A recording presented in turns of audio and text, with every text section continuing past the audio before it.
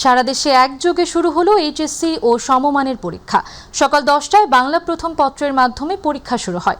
এবছর 11টি শিক্ষা বোর্ডের অধীনে 2,697টি কেন্দ্রে অংশ নিচ্ছেন 12,70,583 জন পরীক্ষার্থী।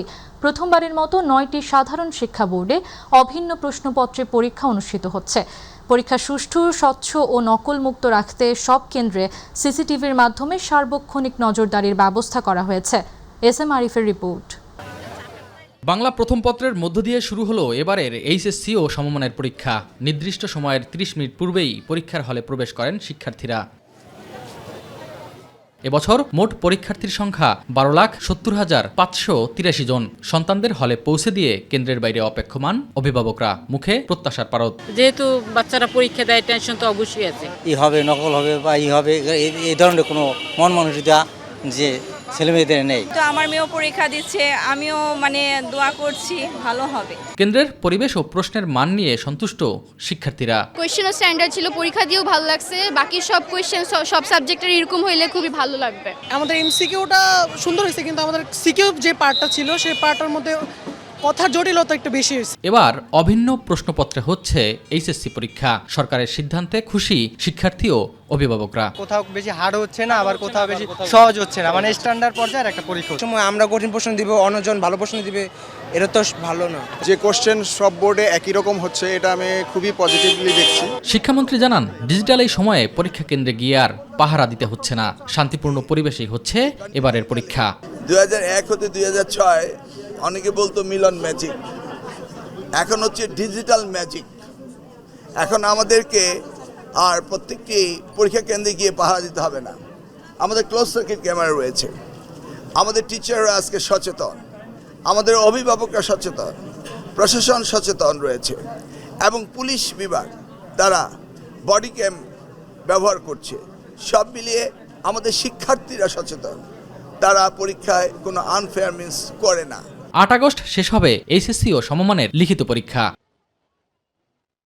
এসএম আরিফ, মাই টিভি, ঢাকা। ইউনিয়ন পরিষদ নির্বাচনে শিক্ষকরা যাতে অংশ নিতে না পারে সেজন্য আইন করা প্রয়োজন বলে মনে করেন শিক্ষামন্ত্রী আ.ন.ম এহসানুল হক মিলন। আর প্রধানমন্ত্রীর কার্যালয়ের মুখপাত্র মাহদি আমিন বলেছেন, শিক্ষা ব্যবস্থাকে যুগোপযোগী করতে সবাইকে একসাথে কাজ করতে হবে। রাজধানীতে এক সেমিনারে তারা এসব কথা বলেন। ইউসুফ আলী রিপোর্ট। রাজধানীর একটি হোটেলে বাংলাদেশের জন্য জিপিই সিস্টেম ট্রান্সফরমেশন এবং মাল্টিপ্লায়ার গ্রান্টের আনুষ্ঠানিক ঘোষণা শীর্ষক সেমিনারের আয়োজন করে ইউনিসেফ। অনুষ্ঠানে শিক্ষামন্ত্রী আ.ন.ম এহসানুল হক মিলন বলেন, দেশের 32,500 সরকারি প্রাথমিক বিদ্যালয়ে প্রধান শিক্ষক নিয়োগ বিষয়ে সুপ্রিম কোর্টের আপিল বিভাগের রায় শিক্ষা ব্যবস্থার প্রসার ঘটাতে সহায়ক হবে।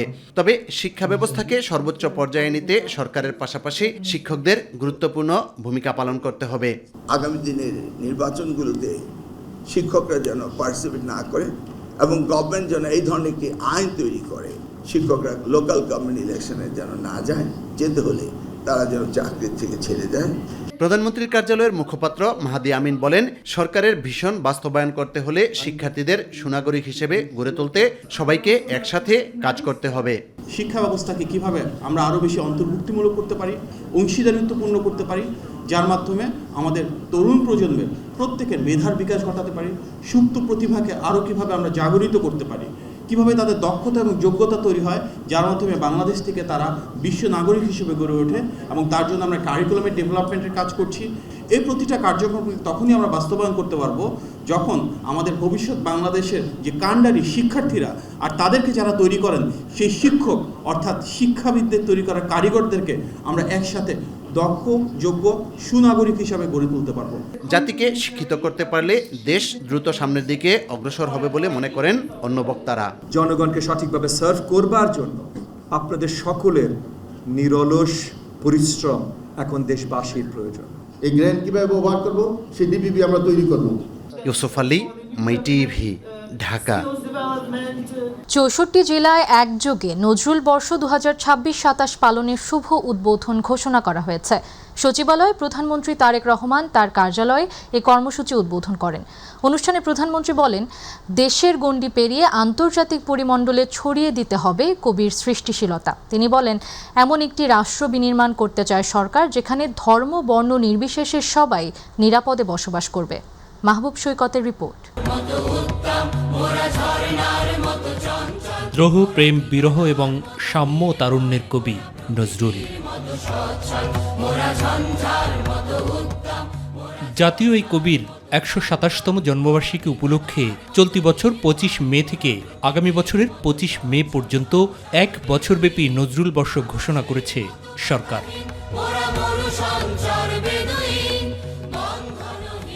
সচিবালয়ে মন্ত্রিপরিষদ সভাকক্ষে আনুষ্ঠানিকভাবে নজরুল বর্ষ উদ্বোধন করেন প্রধানমন্ত্রী তারেক রহমান।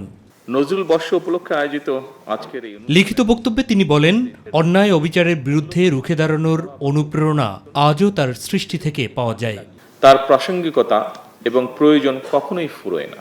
আমাদের মহান মুক্তিযুদ্ধে তার কবিতা ও গান ছিল অনুপ্রেরণার প্রবল উৎস। তেমনি আমাদের সকল আন্দোলন সংগ্রামে তার সৃষ্টিশীলতাই হয়ে ওঠে প্রতিবাদ প্রতিরোধের মূল ভাষা। শুধু অতীত নয়, বর্তমান ও ভবিষ্যৎ প্রজন্মের কাছেও নজরুল সমান প্রাসঙ্গিক বলেও মন্তব্য করেন সরকার প্রধান। আমাদের ভবিষ্যৎ প্রজন্মের জন্য নজরুল আমাদের জীবনে প্রাসঙ্গিক। এ কারণেই আমাদের জাতীয় কবির জীবন ও কর্মের সঙ্গে গণমানুষ, বিশেষ করে বর্তমান প্রজন্মের সম্পর্ক আরও গভীর ও নিবিড় করার লক্ষ্যে নানা আয়োজনে নজরুল বর্ষ শুরু করা হয়েছে। বর্তমানে মূল্যবোধ হারিয়ে বিপথগামী হওয়ার পথ যেখানে উন্মুক্ত, সেখানে নজরুলের সৃষ্টি উদীয়মান প্রজন্মের সামনে আশা জাগানিয়া আলোকবর্তিকা হয়ে উঠতে পারে বলেও মন্তব্য করেন প্রধানমন্ত্রী তারেক রহমান। কাজী নজরুল ইসলামের আমি হব সকালবেলার পাখি, সবার আগে কুসুমবাগে উঠব আমি ডাকি, এই ধরনের নৈতিক মূল্যবোধ সম্পন্ন ছড়া বা কবিতা আমাদের প্রজন্মের সামনে আশার আলোকবর্তিকা নিয়ে হয়ে উঠতে পারে। গত 25 মে ময়মনসিংহের ত্রিশালে জাতীয় কবি নজরুল ইসলামের 127তম জন্মজয়ন্তীর অনুষ্ঠানে প্রধানমন্ত্রী তারেক রহমান এই বছরকে নজরুল বর্ষ হিসেবে ঘোষণা করেছিলেন। তারই আনুষ্ঠানিক উদ্বোধন করা হলো। কর্মসূচির আনুষ্ঠানিক উদ্বোধন ঘোষণা করছে মাহবুব সৈকত, মাইটিভি, ঢাকা। প্রধানমন্ত্রী তারেক রহমানের প্রথম চীন সফর সম্পূর্ণভাবেই সফল হয়েছে বলে জানিয়েছেন ঢাকায় নিযুক্ত চীনা রাষ্ট্রদূত ইয়া ওয়েন। রাজধানীর বারিধারায় ঢাকায় চীনা দূতাবাসে আয়োজিত এক সংবাদ সম্মেলনে একথা বলেন তিনি। চীনের প্রতিশ্রুতি পুনর্ব্যক্ত করে রাষ্ট্রদূত বলেন, তিস্তা প্রকল্পে চীনের অবস্থান অপরিবর্তিত রয়েছে। চীন তাদের সামর্থ্যের মধ্যে থেকে এ প্রকল্পে বাংলাদেশকে সহায়তা অব্যাহত রাখবে। তিনি আরও বলেন, বাংলাদেশ ও চীন আঞ্চলিক সংযোগ জোরদারে নতুন বিকল্প নিয়ে কাজ করবে। এর মধ্যে চীন বাংলাদেশ সরাসরি সংযোগ ও চীন মিয়ানমার বাংলাদেশ অর্থনৈতিক করিডোর উন্নয়নের বিষয়টি গুরুত্ব পেয়েছে।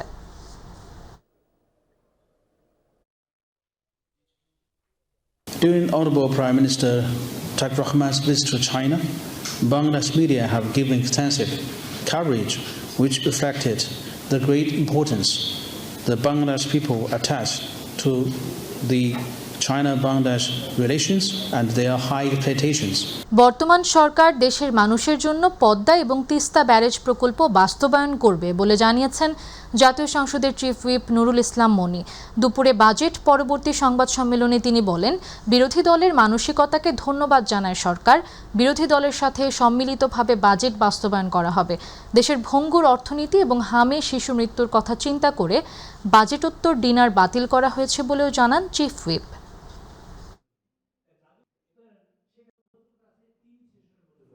বিরোধী দল বললো বাজেট পাই না, গরিব মারা বাজেট বিভিন্ন সময় ছিল।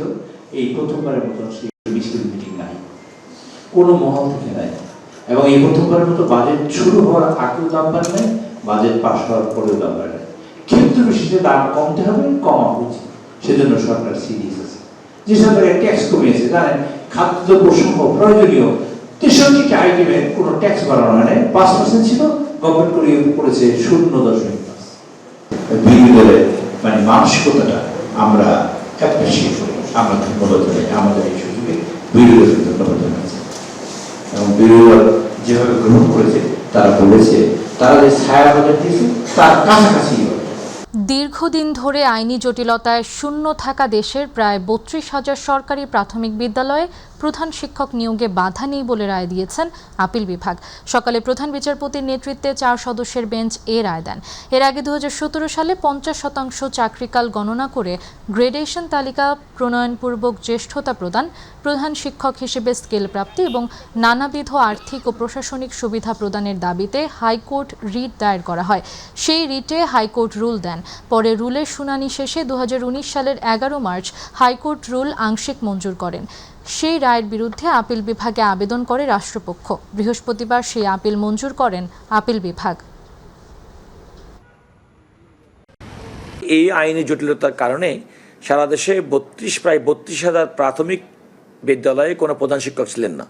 অনেক ক্ষেত্রে স্থানীয় আয়োজনের মাধ্যমে হয়তো একজনকে দায়িত্ব দেওয়া হয়েছে, কিন্তু সরকারের যে বদলি শিক্ষক নিয়োগ দেওয়া, প্রধান শিক্ষক নিয়োগ দেওয়ার ব্যাপার, প্রধান শিক্ষক বদলি করার যে সরকারের যে ক্ষমতা আছে, এই মামলাটির কারণে সেটি এতদিন পর্যন্ত কার্যকর ছিল না। এইটা খালি ছিল, সরকার নিয়োগ দিতে পারছিলেন না, নানা রকম জটিলতা। আমি মনে করি যে আজকের রায়ের পরে সে জটিলতা নিরসন হবে, সরকার প্রধান শিক্ষক নিয়োগ দিতে পারবেন এবং একটা শৃঙ্খলা ফিরে আসবে। মানবাধিকার কমিশন স্বাধীন না হলে মানুষের মৌলিক অধিকার ক্ষুণ্ণ হয় জানিয়ে স্বাধীন মানবাধিকার কমিশন গঠনে সরকারের প্রতি আহ্বান জানিয়েছেন টিআইবি নির্বাহী পরিচালক ডক্টর ইফতেখারুজ্জামান। সরকারের কাছে ১৯ দফা সুপারিশ দিয়ে সংস্থাটি বলছে, বর্তমান খসড়া আইনে কমিশনের স্বাধীনতা ও নিরপেক্ষতা ক্ষুণ্ণ হওয়ার আশঙ্কা রয়েছে। শবনম অবনীর রিপোর্ট। জাতীয় মানবাধিকার কমিশনের খসড়া আইন ২০২৬ নিয়ে ট্রান্সপারেন্সি ইন্টারন্যাশনাল বাংলাদেশ টিআইবির এই পর্যালোচনা অনুষ্ঠান। অনুষ্ঠানে আলোচকরা বলেন, সরকারি দলের অনুগত কাউকে নিয়োগ না দিয়ে বাছাই কমিটির মাধ্যমে কমিশন গঠন করতে হবে।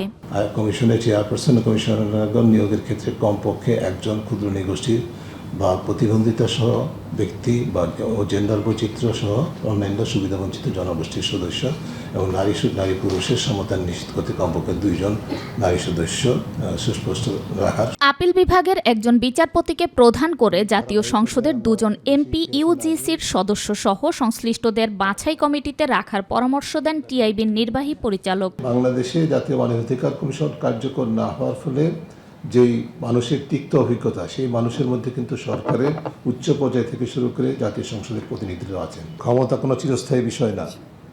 আজকে যে প্রতিষ্ঠানকে অকার্যকর করা হচ্ছে, রাজনৈতিক বায়াস বা দলীয় প্রভাবে প্রভাবিত করা হচ্ছে, সেই প্রতিষ্ঠানের অকার্যকরতা এবং নেতিবাচক যে ফল হয় সেটার ভুক্তভোগী কিন্তু আবার আজকে যারা করছেন। সরকারের লেজুর ভিত্তিক সংগঠন না হয়ে একটি স্বাধীন মানবাধিকার কমিশন গঠনের ওপর জোর দেন ডক্টর ইফতেখারুজ্জামান। সব কারণে বাংলাদেশের মানবাধিকার কমিশন ইতিবাচক ক্যাটাগরি আন্তর্জাতিক মানদণ্ডে পায় নেই। সেগুলো পূরণ করতে, সেসব শর্তাবলী পূরণ করতে আবারও ব্যর্থ হবে যদি বর্তমান যে খসড়াটি আছে সেটার উপর ভিত্তি করে কমিশন যদি গঠিত হয়, সেটা আমরা মনে করি। খসড়া আইনে গুম, নির্যাতন ও বেআইনি আটক কেন্দ্র তদন্ত কমিশনের সুস্পষ্ট ক্ষমতা দেওয়ার প্রস্তাব রাখা হয়েছে। পাশাপাশি আইনশৃঙ্খলা বাহিনীর বিরুদ্ধে স্বাধীন তদন্ত কমিশনে নারী ও ক্ষুদ্র নৃগোষ্ঠীর বাধ্যতামূলক প্রতিনিধিত্ব এবং আর্থিক স্বাধীনতা নিশ্চিত করার সুপারিশও করেছে টিআইবি। শবনম অবনী, মাই টিভি, ঢাকা। বিদ্যুৎ বিল সময় মতো পরিশোধ করলে কি একজন গ্রাহক নিশ্চিত থাকতে পারেন, নাকি বিল পরিশোধের পরও থাকে সংযোগ বিচ্ছিন্ন হওয়ার শঙ্কা? রংপুরের পীরগঞ্জে এমন প্রশ্নই তুলছেন অনেক গ্রাহক।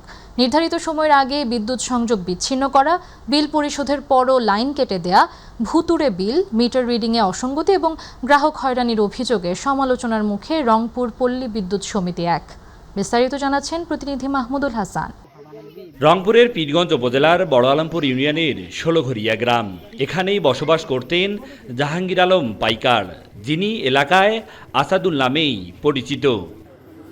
পরিবারের দাবি, তার বিদ্যুৎ বিল পরিশোধের শেষ তারিখ ছিল 29 জুন। তবে নির্ধারিত সময়ের 4 দিন আগেই 25 জুন তিনি বিদ্যুৎ বিল পরিশোধ করেন। এরপর 26 জুন পল্লী বিদ্যুতের কর্মীরা সংযোগ বিচ্ছিন্ন করতে গেলে উভয় পক্ষের মধ্যে বাগবিতণ্ডার সৃষ্টি হয়। এক পর্যায়ে অসুস্থ হয়ে পড়েন পল্লী বিদ্যুৎ গ্রাহক আসাদুল ইসলাম। পরে হাসপাতালে নেওয়া হলে কর্তব্যরত চিকিৎসক তাকে মৃত ঘোষণা করেন। এই ঘটনার পর শুধু একটি পরিবার নয়, পুরো এলাকায় নেমে এসেছে শোকের ছায়া আর ক্ষোভ। দাবি করি কারেন্ট কাটি দিয়ে গেছে, নাগার পর ওই লোকটা ব্রেন স্ট্রোক করলো। বিল দেওয়ার পরও লাইন কাটা কেন হলো, আমরা এটা সবারই বিচার চাই। তার সাথে একটু ধাক্কাধাক্কি ধস্তাধস্তি, এই লোক আসাদুল ব্রেন স্ট্রোক করে মারা গেছে। শুধু এই একটি ঘটনায় নয়, উপজেলার বিভিন্ন ইউনিয়নের গ্রাহকদের অভিযোগ নির্ধারিত সময় শেষ হওয়ার আগেই সংযোগ বিচ্ছিন্ন করা যেন এখন নিয়মিত ঘটনায় পরিণত হয়েছে। অনেকের দাবি বিল পরিশোধের রসিদ দেখানোর পরও তাদের বিদ্যুৎ সংযোগ কেটে দেওয়া হয়েছে। কেন আমার কারেন্ট বিল চুরি করে আমাদের কারেন্ট বিল কাটে দেওয়া হলো? কারেন্ট বিল দেওয়ার পরেও এই পল্লী বিদ্যুতের নিয়ম নীতি আইন নীতি কি সেটা তো আমার জানা নাই, আমি ওদের কাছ থেকে আমি জানতে চাই। ভুতুড়ে বিল, মিটার রিডিংয়ে গড়মিল তো রয়েছেই, পাশাপাশি বিল সংশোধনের জন্য দিনের পর দিন অফিসে ঘুরেও প্রতিকার মিলছে না বলে দাবি ভুক্তভোগীদের। যেখানে 3 মাস বিদ্যুৎ বিল বকেয়া রাখা যায় না, আমারই আর একটা সেচের মিটারে 2 মাসের বিদ্যুৎ বিল বাকি যায় কেটে দিয়ে আসছে, সেখানে কি করে 6 বছর পরে আমার এই মিটারের বিদ্যুৎ বিল দেখায়? 6 বছর হলে আমার মিটারই নাই, 6 বছর পরে কি করে বিদ্যুৎ বিল আসলো? এসব অভিযোগের বিষয়ে জানতে চাইলে রংপুর পল্লী বিদ্যুৎ সমিতি একের পীরগঞ্জ জোনাল অফিসের deputy general manager Mohammad Rabiul Alam ক্যামেরার সামনে কথা বলতে অস্বীকৃতি জানান। এমনকি বিষয়টি ম্যানেজ করার চেষ্টাও করেন তিনি।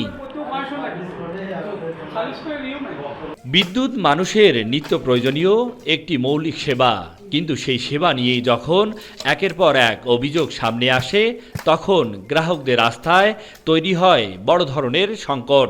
সাম্প্রতিক মৃত্যুর ঘটনাকে কেন্দ্র করে ওঠা অভিযোগগুলোর নিরপেক্ষ তদন্ত, প্রকৃত সত্য উদ্ঘাটন, দায়ীদের জবাবদিহিতার আওতায় আনা এবং গ্রাহক হয়রানি বন্ধে দ্রুত কার্যকর ব্যবস্থা নেওয়ার দাবি জানিয়েছে স্থানীয়রা। মাহমুদুল হাসান, মাই টিভি, রংপুর। পদ্মা রেল সেতুর পিলারের নিচের মাটি কাটার ঘটনায় কোনো নেতিবাচক প্রভাব নেই, বরং ইতিবাচক প্রভাব রয়েছে বলে দাবি করেছেন সড়ক পরিবহন ও রেলপথ মন্ত্রী শেখ রবিউল আলম। সকালে নারায়ণগঞ্জ সদরের আলীগঞ্জ এলাকায় পদ্মা রেল ব্রিজের ভায়াডাক্টের নিচে চলমান ডিমোবিলাইজেশন কার্যক্রম পরিদর্শনে গিয়ে তিনি এমন দাবি করেন। প্রকল্পের নিরাপত্তা, পরিবেশের স্বাভাবিক অবস্থা ফিরিয়ে আনা এবং ভবিষ্যৎ পরিকল্পনার স্বার্থেই এই কাজ করা হচ্ছে বলে জানান শেখ রবিউল আলম। এই মাটিটা যে 2.34 কিলোমিটার অপসারণ দরকার, সেটা করা একান্তই প্রয়োজন। আমরা সেটা করতে চাচ্ছি, আপনাদের সহযোগিতা চাচ্ছি। ডেফিনেটলি যারা আমরা এর সাথে জড়িত তারা এই ভায়াডাক্টের নিরাপত্তা নিয়ে আপনাদের মতো সচেতন। এটা আগামীতে যাতে বৃহত্তর রেলওয়ের জায়গা তো রেলওয়ের স্বার্থেই ব্যবহার হবে, আর রেলওয়েতে দেশের মানুষের স্বার্থে, দেশের স্বার্থে, তার জন্য সর্বোত্তম ব্যবহার নিশ্চিত করবেন। ইরানের সর্বোচ্চ ধর্মীয় নেতা আয়াতুল্লাহ আলী খামেনির জানাজায় অংশ নিতে তেহরানের উদ্দেশ্যে ঢাকা ত্যাগ করেছেন জাতীয় সংসদের স্পিকার হাফিজ উদ্দিন আহমদ। সকাল 7:30টায় তিনি ঢাকার হযরত শাহজালাল আন্তর্জাতিক বিমানবন্দর থেকে তেহরানের উদ্দেশ্যে যাত্রা করেন। জানাজায় অংশগ্রহণ শেষে আগামী 4 জুলাই স্পিকারের দেশে ফেরার কথা রয়েছে। আয়াতুল্লাহ খামেনি 1939 সালের 19 এপ্রিল উত্তর পূর্ব ইরানের মাশহাদে জন্মগ্রহণ করেন এবং 2026 সালের 28 ফেব্রুয়ারি মৃত্যুবরণ করেন। মৃত্যুকালে তার বয়স হয়েছিল 86 বছর। তিনি 1979 সালে ইরানে ইসলামী বিপ্লবের পর পরিবর্তিত শাসন ব্যবস্থায় গুরুত্বপূর্ণ ভূমিকায় অবতীর্ণ হন। হবিগঞ্জের লাখাই উপজেলায় প্রায় 8 দশক পর পুনরুজ্জীবিত হয়েছে দুটি গুরুত্বপূর্ণ খাল।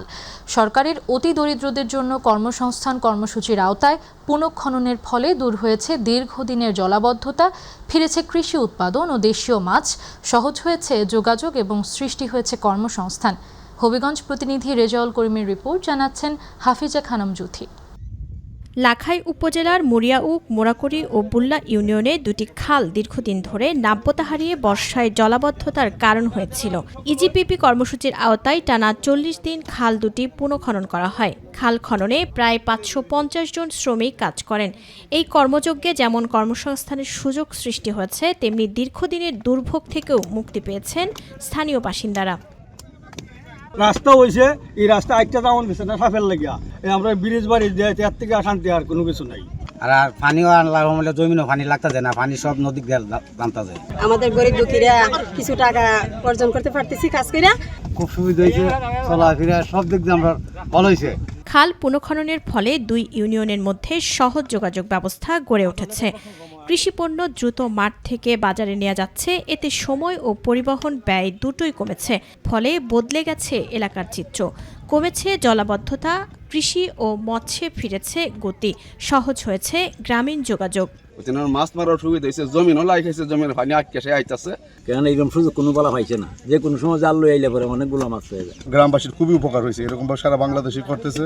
জেলা প্রতিনিধি ও কর্মকর্তারা জানান, খাল পুনঃখননের ফলে শুধু জলাবদ্ধতাই দূর হয়নি, কৃষি উৎপাদন বেড়েছে, দেশীয় মাছের আবাস ফিরেছে, যোগাযোগ ব্যবস্থা সহজ হয়েছে। দুইটা ইউনিয়নে প্রায় 50,000-এর উপরে জনগণ, একটা রাস্তা হয়েছে, মানুষ অতি সহজে এখন এই রাস্তা দিয়ে দুইটা ইউনিয়ন চলাচল করতে পারে।